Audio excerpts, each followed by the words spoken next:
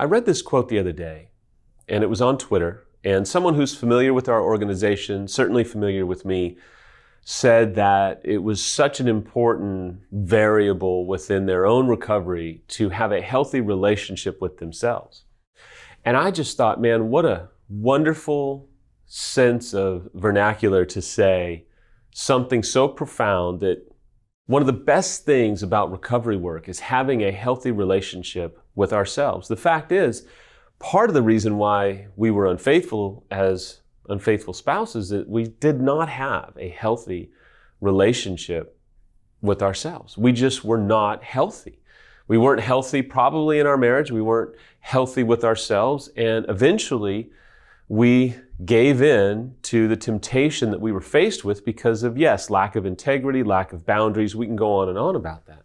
So today I want to actually help you, unfaithful, understand this is something that can help you have a healthy relationship with yourself. Here are some tools that you can use. These are tools that I've used to have a healthy relationship with myself. I don't consider myself to have arrived yet. I am a work in progress. These are the tools that I am using now to have a healthy relationship with myself. If you're a betrayed spouse, I hope that this will give you some insight, maybe even some tools, maybe some helpful pointers to share with your unfaithful, or some tools and tips to look for in their life that can kind of help you understand whether or not they're gravitating towards a healthy relationship with themselves or an unhealthy relationship with themselves. And clearly, if they're having an unhealthy relationship with themselves, they're most likely going to have an unhealthy relationship with you. However, the caveat is sometimes they can start to be generating a healthy relationship with themselves,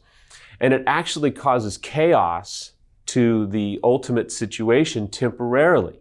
It takes two spouses to develop a pattern, but it takes one spouse to change that pattern, because eventually, hopefully, one spouse goes, okay, I'm done with this pattern. I'm going to draw some boundaries. I'm going to get healthy. I'm going to do some work on me to stop this negative pattern, if you will, that's going on. So here's some tools that you can use as an unfaithful. Here are some tools that you can look for, maybe even suggest to your unfaithful spouse. And ultimately, I hope that it gives you some insight on how to develop these tools within you to get healthier and healthier. Incidentally, all of this can be called self-care. These tools can all be within the banner of self-care. I'm not going to give you, because I don't like to give you this oversimplification of just do self-care. It doesn't work that way. That doesn't work. It actually leaves you very wanting, leaves your relationship wanting. Number one is, and this will not shock you, and many of you betrayeds will shout amen, and some of you unfaithful will be kind of perturbed at this, but here's the truth. There's got to be honesty within your relationship with yourself. I got honest with my therapist before I really ultimately started to learn how to be honest with Samantha. That doesn't mean that I told my therapist about the details of my affair first before I told Samantha. No, I just mean I had to confront some things about myself first with my therapist before I was able to maybe share them or talk about them openly with Samantha. And that can cause some chaos in the relationship, but I can just tell you, if you want a healthy relationship with yourself, honesty is going to have to be there. You're going to have to embrace the truth about yourself. Honesty means that you can be honest with yourself, stop living in denial, admit what you've done, admit that you have issues, admit that you have struggles, admit you have unhealthy patterns going on inside of you that have to be addressed. If you can't be honest with yourself, how are you going to be honest with your spouse? How are you going to be honest with anybody? How are you going to live a life that's meaningful, that's impactful, that actually is a life that you experience a sense of coherence with you, with your emotions, with your either worldview that comes from faith or doesn't come from faith? How can you reconcile all of that if you are perpetually living in denial, refusing to accept the truth about yourself? Number two is you've got to get help. You cannot do it on your own. Take it from someone who tried that. It doesn't work. If you want a healthy relationship with yourself, as the old adage goes, no man is an island. You're going to need help to do it. I can't say that enough. I could never do enough video blogs about that. The fact is, until you admit that you can't get to where you need to get to on your own without help, you're going to be stuck. You're going to continue to flounder. A little bit of momentum here, a little bit of momentum there, a whole lot of failure on center stage. As you get the right help, listen, sometimes it's just about getting help to vet out what you're feeling. Sometimes being able to get the right help can help you understand how stupid what you're saying sounds, or help you find far more compassion for yourself. Maybe you just need some validation. Maybe there's some insight. Maybe there's some professional insight to say, that's coming from an unhealthy place. But if we want a healthy relationship with ourselves, we're going to have to get help. Thinking that you can do it on your own is only going to cause more and more damage. And you want to know a good test? Ask the people around you who are objective. Ask your spouse what it's like right now for those of you that are refusing to get help. They will tell you it hurts like hell. You probably have blind spots. That doesn't mean that you are a weak person. We all have blind spots. All of us. I have blind spots. The people in my life help me see them and graciously, kindly, sometimes even pointedly, bring them up to me and help me see them because I trust them. I trust their heart, which means I can trust their hand in my life. Let me throw a qualifier out, not just any help, infidelity-specific expert help that can guide you through a process. There are some people in your life that will be scaffolding. They're not going to be here forever. They're going to be here early on. They're going to be here for a season. And then there's going to be some people that are here for quite some time, maybe decades, that support you and stand with you. And you can support them and stand with them. And there's a unified approach to getting healthy. And then there will be some people that actually are with you the entirety of your journey. I mean, decades and decades and decades. And man, you love them, they love you, and they're in it for the long haul. But you cannot do it on your own. Stop living the facade that says you can do it on your own. You can't. Another way that the unfaithful can have a healthy relationship with themselves is by actually experiencing healing. I can just tell you, if you've been unfaithful, you probably need some healing. I would be willing to guarantee, in one capacity or another, there's a need for healing in your life. I don't know. Maybe it's childhood trauma. Maybe it's just within your relationship. Maybe it's some things that you experienced growing up or in your teen years or what have you, but there's a need for healing.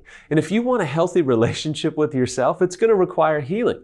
We like to be men, for those of us unfaithful men, and say, no, I don't need healing. I'm strong. I can put it behind. I can stuff it down. I can compartmentalize it. I can put it away in a box.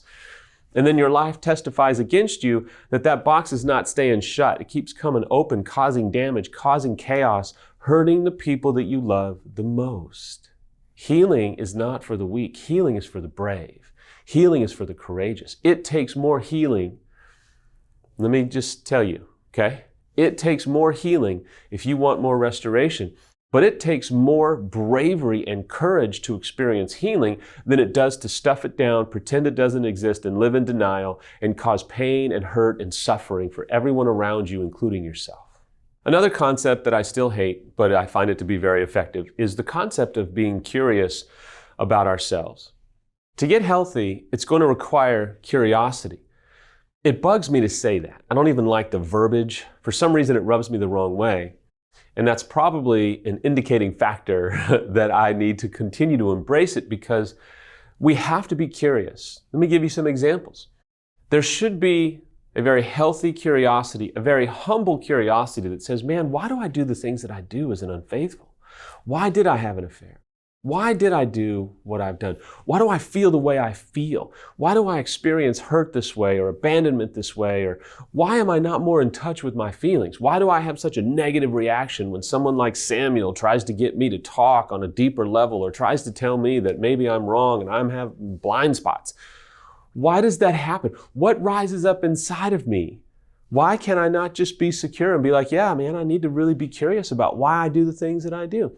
Why do we think that we know it all? Why do we think that we have all the answers when the significant relationships around our life, if they were to be honest with us, would tell us, hey, yeah, I would feel much better if you got outside help. See, curiosity doesn't mean that we are weak or ignorant. Curiosity means that we're actually smart because we admit and know that we have weaknesses, and we stop pretending that we have all the answers. Next is not just leaning into the process, but staying committed to the process. Many times we'll lean in and we'll lean out as unfaithful. We'll do a little bit of work here and then we'll get kind of upset, pissed off, offended, mad, frustrated, or busy, and then we'll lean out. And all we're doing is kind of setting our betrayed up for expectations only to let them down again. And it becomes this in and out, in and out. Let me tell you, I frustrated the hell out of Samantha with that, to the point where she got so frustrated, she was almost done. She was not done because of the infidelity. She was done because of my inability to be consistent in my recovery work. If you want to change your betrayed partner's life for a positive, be consistent in everything that you do pertaining to your relationship. I cannot say that enough to you. I can shout it at you from a heart of absolute brokenness at how inconsistent I've been in my life. But when I am in a sense of consistency in anything that pertains to Samantha and I, man, my relationship flourishes with her. My life takes on a sense of flourishment and reward and joy that makes me go, what an idiot I am for not being consistent for so long. I humbly appeal to you, betrayeds, man or woman, find consistency in repair work. It'll change your life. It'll change your betrayed's life. My final thought for you is, as an unfaithful, it's about progress, not perfection. If you use that saying as a way to try and justify your choices, your affairs, your laziness, your lackadaisical attitude, your inability to be consistent, listen, that reveals a heart of manipulative tactics against your betrayed. Don't do that. It's not true. You can take the approach that says, look, I'm trying to do everything I can, and I'm committed, and I'm listening, and I'm open, and I'm hearing my failures, but my goal is progress. How have I made progress today? Am I going to make progress today? What am I going to do today to make progress? It's about progress, not perfection. Yeah, you're not going to flip the switch overnight. Yeah, you're not going to become somebody different overnight, but you can at least make slow and steady changes and apologize when you don't fulfill those changes and apologize when you come up short. But when there's progress, there's a sense of joy that comes. There's a sense of, you know what? I made progress today or this month and we're doing better and better. Your heart will reveal it. If your heart is just to manipulate and kind of continue to get your spouse to just leave me alone, back off, it's about progress, not perfection. Even Samuel says that. That's just a heart that's making excuses for a lack of desire, a lack of character, a lack of integrity, and it only makes you look bad. One of the best things that you can do is give everything that you have, because when you are giving everything that you have to the process, eventually your betrayed will go, look, I get it. Hey, I've seen so much progress. Not so many words. I've seen so much progress. I get it. You're not perfect. You're doing the best that you can. We're in this together. We're going to get through this because I can see that you are starting to have a healthy relationship with yourself, which is making our relationship that much more healthier. You can do it today. Don't give up on yourself.